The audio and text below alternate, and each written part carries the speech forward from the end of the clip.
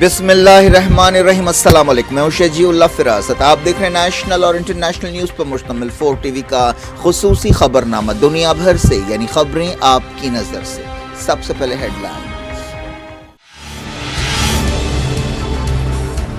Jordan میں middle asset سمٹ، عراق کے بارے میں غور کیا گیا۔ عالمی طاقتوں نے بحران سے دوچار ملک کی مدد کا کیا وعدہ۔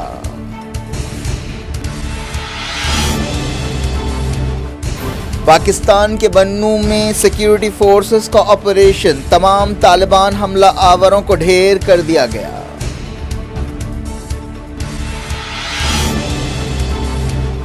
ایران نے کہا 2015 نیوکلیئر ڈیل کی شرطوں پر لوٹنے کے لیے تیار ہیں۔ بغداد میں وزیر خارجہ کی یورپی یونین خارجہ پالیسی چیف سے ملاقات۔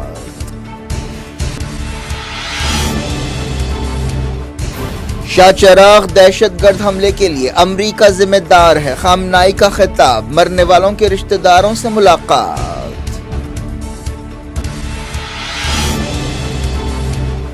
مغربی کنارے اور قدس میں فلسطینی مزاحمت کاروں کے حملے، اسرائیلی جیل میں کینسر سے متاثر فلسطینی قیدی کا انتقال۔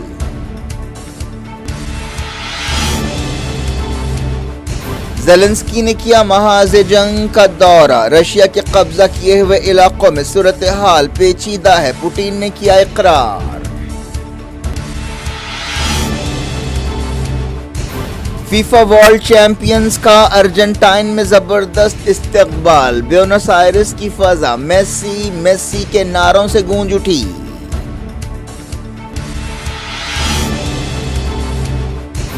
آزادی کی لڑائی میں بی جے پی کا کوئی رول نہیں تھا، کھرگے کے ریمارکس پر پارلیمنٹ میں گڑبڑ، صدر کانگریس بیان پر قائم۔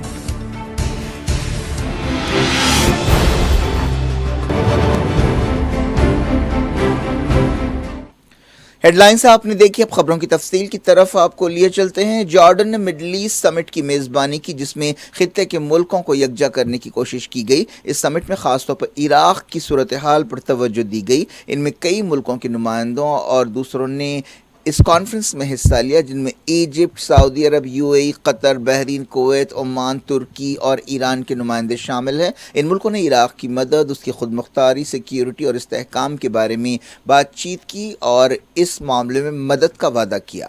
اسے بغداد 2 میٹنگ کا نام دیا گیا۔ فرانس اور یورپی یونین کے نمائندوں نے بھی کانفرنس میں شرکت کی۔ ایسی پہلی کانفرنس اگست 2022 میں بغداد میں ہوئی تھی۔ فرانس کے صدر ایمانوئل میکرون نے اس طرح کی میٹنگ کے لیے پہل کی تھی۔ عرب لیگ، جی سی سی، جی 20 اور یو این سیکیورٹی کونسل کے 5 مستقل ارکان کے نمائندوں نے بھی کانفرنس میں حصہ لیا۔ بعض ایکسپرٹس نے اس کانفرنس کے ایجنڈے پر تنقید کی ہے۔ ان کا کہنا ہے کہ کیوں اس کانفرنس کے ایجنڈے سے سیریا کو باہر رکھا گیا اور کیوں اس کانفرنس میں فرانس سرگرم رول ادا کر رہا ہے۔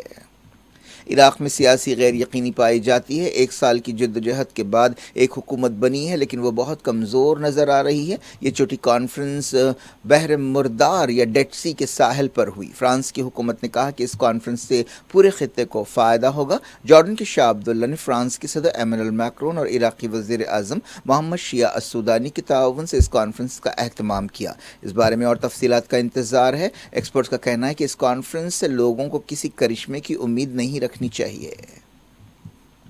عراق میں اکتوبر کے آخری دنوں میں شیع السودانی کو وزیر اعظم مقرر کیا گیا تھا۔ انہیں پچھلے وزیر اعظم مصطفی الکاظمی کی بنسبت ایران کے زیادہ قریب سمجھا جاتا ہے۔ فرانس کے عہدیداروں نے امید ظاہر کی ہے کہ نئے لیڈر تسلسل یا کنٹینیوٹی برقرار رکھیں گے۔ فرانس کے صدر نے جارڈن کے شاہ عبداللہ سے بھی ملاقات کی۔ اس موقع پر دہشت گردی کے خلاف مہم کے بارے میں بات چیت کی گئی۔ سعودی کراؤن پرنس محمد بن سلمان نے ٹیلی فون پر جارڈن کے شاہ عبداللہ سے بات چیت کی۔ سعودی پریس ایجنسی نے یہ بات بتائی۔ ایس پی اے نے کہا کہ کراؤن پرنس اور جارڈن کے بادشاہ نے آپسی تعلقات کے علاوہ خطے اور دنیا کی صورتحال کے بارے میں بات چیت کی۔ مغربی کنارے اور بیت المقدس میں اسرائیلی فوج اور یہودی آباد کاروں کے خلاف کئی حملے کیے گئے۔ فلسطین انفارمیشن سینٹر نے یہ بات بتائی۔ حالیہ عرصے میں ایسے واقعات میں اضافہ ہوا ہے۔ بتایا گیا کہ قدس، رام اللہ، جنین، نابلس، بیت اللحم اور الخلیل میں 11 مقامات پر جھڑپیں ہوئیں۔ فلسطینی نوجوانوں نے اسرائیلی فوج پر پتھراؤ کیا۔ ایسی کارروائیوں میں اب تک حالیہ دنوں میں 6 اسرائیلی ہلاک ہوئے ہیں اور 96 زخمی ہوئے ہیں۔ ایک فلسطینی قیدی کا انتقال ہو گیا ہے جو کینسر سے متاثر تھے۔ فلسطینی عہدیداروں نے بتایا کہ اسرائیل نے 1 سال پہلے کینسر کی پہچان ہونے کے باوجود 50 سالہ ناصر ابو حمید کا مناسب علاج نہیں کیا۔ تل ابیب کے قریب ایک اسرائیلی ہاسپٹل میں ان کا انتقال ہوا۔ انہیں جیل سے ہاسپٹل لے جایا گیا تھا جہاں وہ کوما میں چلے گئے تھے۔ رام اللہ اور دوسرے علاقوں میں فلسطینیوں نے اس انتقال کے بعد ہڑتال کی۔ ہڑتال کے دوران دکانیں، اسکول، کالجز، کاروبار بند رہے۔ فلسطینی اتھارٹی کے صدر محمود عباس نے ایک بیان میں کہا کہ ابو حمید ایک شہید ہیں جو اسرائیلی عہدیداروں کی وجہ سے فوت ہوئے ہیں۔ اگست 2021 میں پتہ چلا تھا کہ انہیں پھیپھڑوں کا کینسر ہے۔ حماس نے فلسطینی قیدی کے انتقال کے بعد فلسطینیوں سے بغاوت کی کال دی ہے۔ حماس کے ترجمان حازم قاسم نے فلسطینی قیدی کے انتقال کو اسرائیلی جرم قرار دیا۔ اسرائیلی جیلوں میں 7,000 سے زیادہ فلسطینی قیدی ہیں۔ انسانی حقوق کی تنظیموں کا کہنا ہے کہ ان جیلوں میں فلسطینی قیدیوں کے حقوق کی خلاف ورزی ہوتی ہے جن کی ضمانت جنیوا کنونشن میں دی گئی ہے۔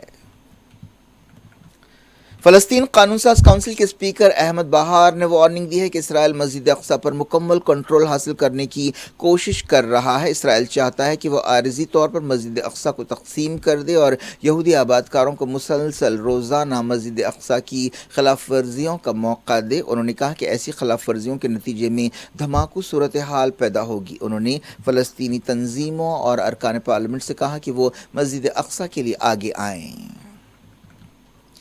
بات کرتے ہیں یوکرین کی۔ یوکرین کے صدر وولودیمیر زیلنسکی نے ایک محاذ جنگ کا اچانک دورہ کیا۔ وہ بخمت شہر پہنچے جہاں لڑائی ہو رہی ہے۔ یوکرین اور رشیا کی فوجوں کے درمیان شہر پر کنٹرول کے لیے کئی مہینوں سے لڑائی ہو رہی ہے۔ انہوں نے وہاں سپاہیوں سے ملاقات کی اور بعض فوجیوں کو ایوارڈز بھی دیے۔ یہ شہر ڈونیٹسک علاقے میں ہے۔ جنگ کی وجہ سے یہ شہر تباہ و تاراج ہو چکا ہے۔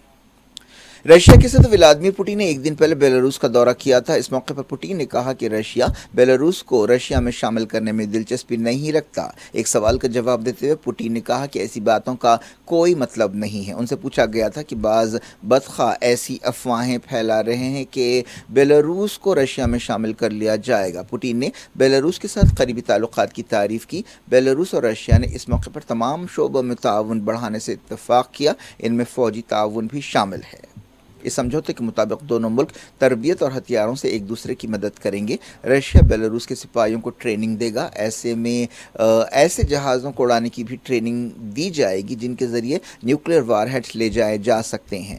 بیلاروس کے لیڈر نے اس موقع پر رشیا کے ساتھ تعلقات کی تعریف کی۔ الیگزینڈر لوکاشینکو نے کہا کہ رشیا ہمارے بغیر کہیں نہیں جائے گا، ہم رشیا کے بغیر کچھ نہیں کر سکتے۔ انہوں نے کہا کہ کیا ہم رشیا کے بغیر ہماری آزادی اور ہماری خود مختاری کی حفاظت کر سکتے ہیں؟ اس کا جواب نہیں ہے۔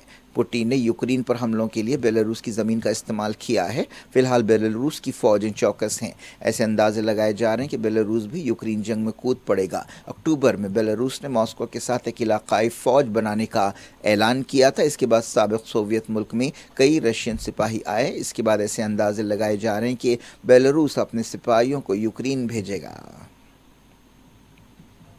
ایک رپورٹ میں کہا گیا کہ رشیا کے صدر ولادیمیر پوٹن نے یہ بات مانی ہے کہ رشیا کے قبضہ کیے ہوئے یوکرینی علاقوں میں صورتحال پیچیدہ ہے۔ پوٹن نے رشیا کی سیکیورٹی سروسز سے خطاب کرتے ہوئے کہا کہ ڈونیٹسک اور لوہانسک کی صورتحال انتہائی مشکل ہے۔ انہوں نے خیرسون اور زاپوریژیہ کے بارے میں بھی ایسا ہی کہا۔ انہوں نے کہا کہ رشیا کے ان علاقوں میں کام کیا جا رہا ہے، وہاں رہنے والے لوگ جو رشیا کے شہری ہیں آپ سے امید لگائے بیٹھے ہیں۔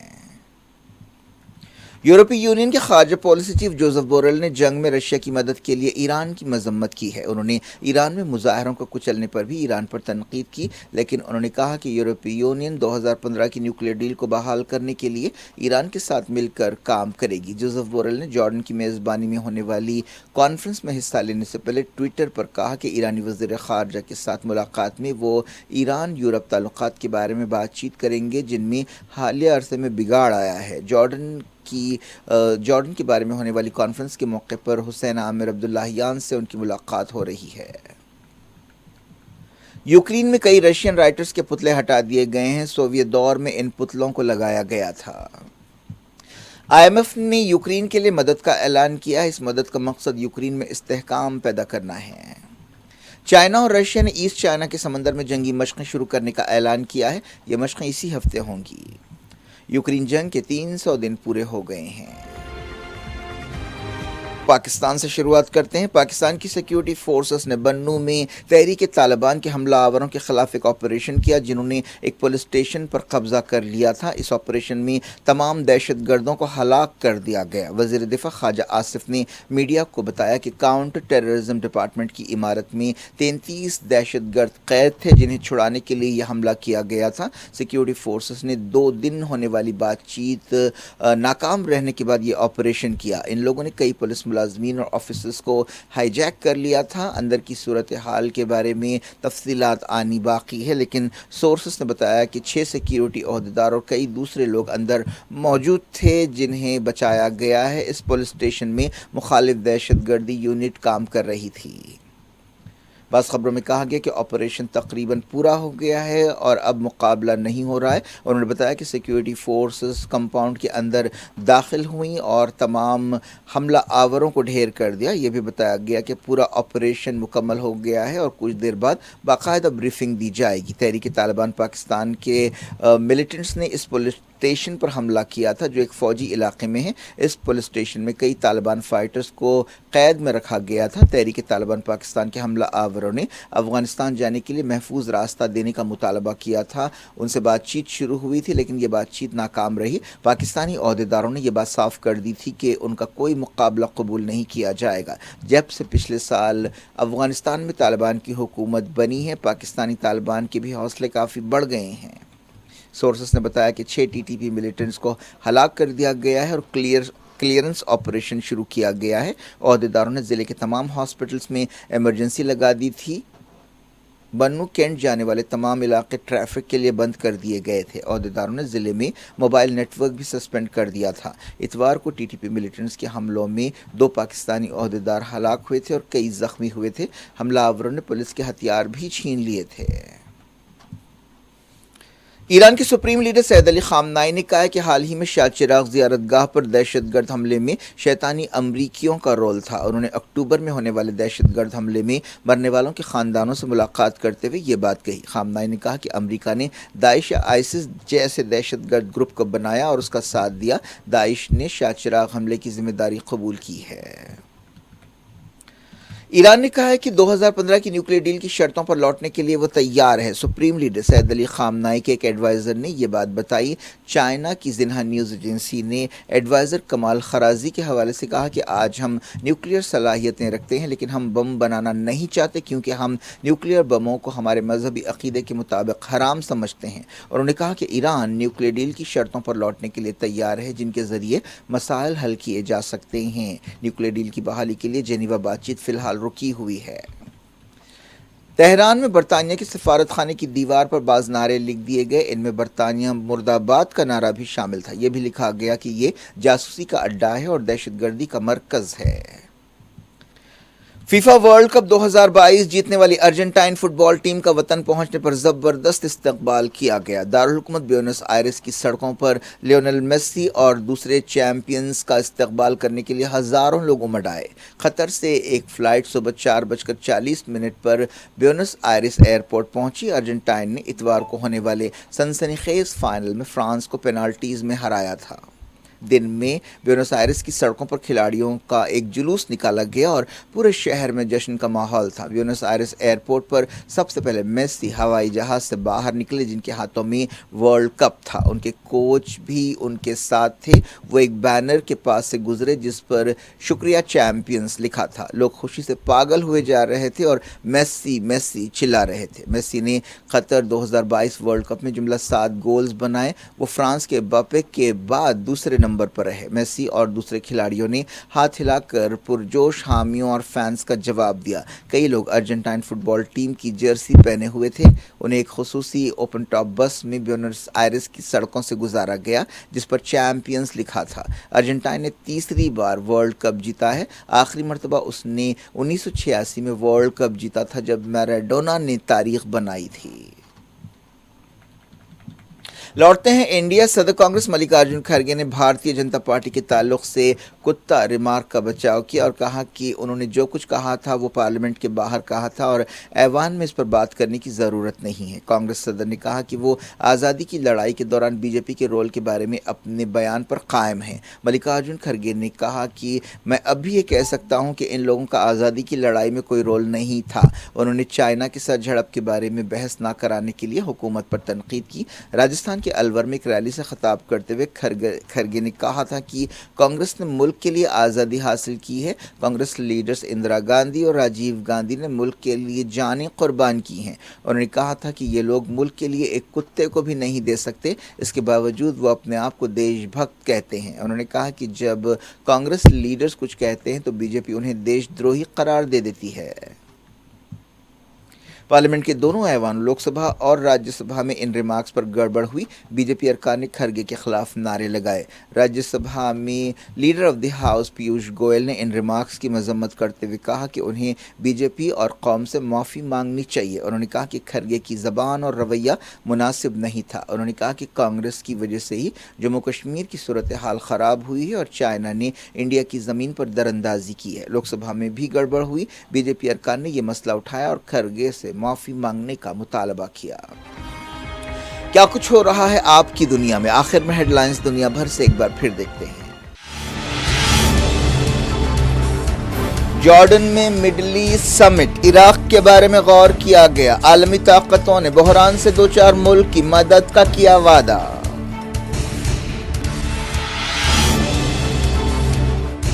پاکستان کے بنوں میں سیکیورٹی فورسز کا آپریشن، تمام طالبان حملہ آوروں کو ڈھیر کر دیا گیا۔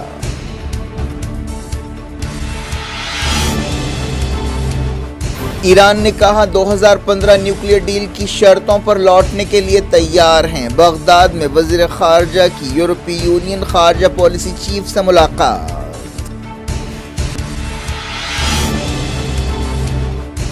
شاہ چراغ دہشت گرد حملے کے لیے امریکہ ذمہ دار ہے، خامنائی کا خطاب۔ مرنے والوں کے رشتہ داروں سے ملاقات۔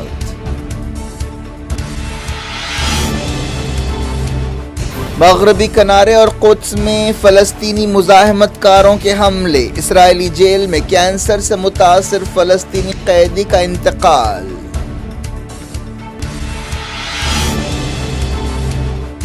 زیلنسکی نے کیا محاذ جنگ کا دورہ، رشیا کے قبضہ کیے ہوئے علاقوں میں صورتحال پیچیدہ ہے، پوٹین نے کیا اقرار۔ فیفا ورلڈ چیمپئنز کا ارجنٹائن میں زبردست استقبال، بیونس آئرس کی فضا میسی میسی کے نعروں سے گونج اٹھی۔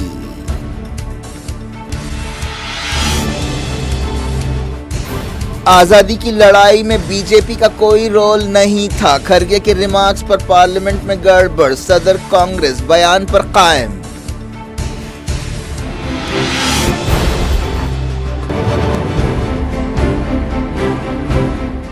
یہ تھی آج کی خبریں۔ اب شیڈول افراست کو دیں اجازت اور اپنا بے حد خیال رکھیں۔ اللہ حافظ۔